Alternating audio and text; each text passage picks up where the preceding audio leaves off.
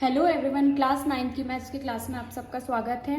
पिछली वीडियो में हमने हीरोन के सूत्र को अच्छे से समझा था, याद किया था। आज के चैप्टर में हम इसी सूत्र को ही प्रयोग करके एक उदाहरण को सॉल्व करते हैं। एक त्रिभुज का क्षेत्रफल ज्ञात कीजिए जिसकी दो भुजाएं 8 सेंटीमीटर, 11 सेंटीमीटर और परिमाप 32 सेंटीमीटर है। आकृति 12.6 में देखें, यहाँ पे ए पता है हमें 8 सेंटीमीटर है, बी 11 सेंटीमीटर है और त्रिभुज का परिमाप 32 सेंटीमीटर है। तो तीसरी भुजा में सी को ज्ञात करना है। तो सबसे पहले परिमाप हमारा 32 सेंटीमीटर दिया है, दो भुजाएं हमारी 8 और 11 हैं।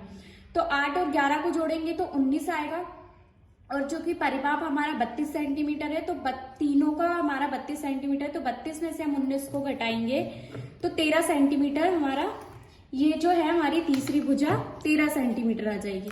फिर हम एक जो हमने फॉर्मूले याद किए थे उनको यूज करेंगे। S बराबर A plus B plus C is equal to 2, मतलब बटे में 2। और तीनों भुजाएं हमारी 8, 11, 13 दी हैं और बटे में 2 है। तीनों को जोड़ेंगे 32, 32 बटे 2 बराबर 16 सेंटीमीटर।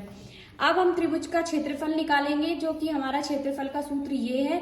इसी में हम वैल्यू पुट करेंगे, जो कि हमारा S बराबर 16 सेंटीमीटर आया, तो 16, 16 माइनस 8, 16 माइनस 11, 16 माइनस 13, इन तीनों को इसमें वैल्यू पुट करके 16 का 16, 16 में से 8 माइनस गए तो 8, 16 में से 11 गए तो 5 और 16 में से 13 गए तो 3। तीनों का हम मल्टीप्लाई करेंगे तो रूट में हमारा 1920 सेंटीमीटर स्क्वायर आ जाएगा। ये चूंकि हम त्रिभुज का क्षेत्रफल ज्ञात कर रहे हैं तो ये हमारा सेंटीमीटर स्क्वायर में आएगा।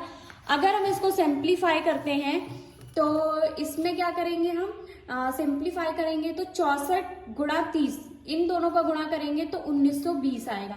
इसलिए 64 किसका वर्गमूल है, 8 का, और 30 हम रूट में लिख देंगे, ये सेंटीमीटर स्क्वायर आ जाएगा।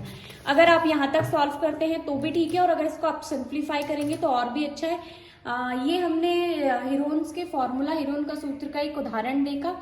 आगे की वीडियो में हम इसके बहुत सारे क्वेश्चंस को सॉल्व करेंगे। तब तक के लिए बाय बाय।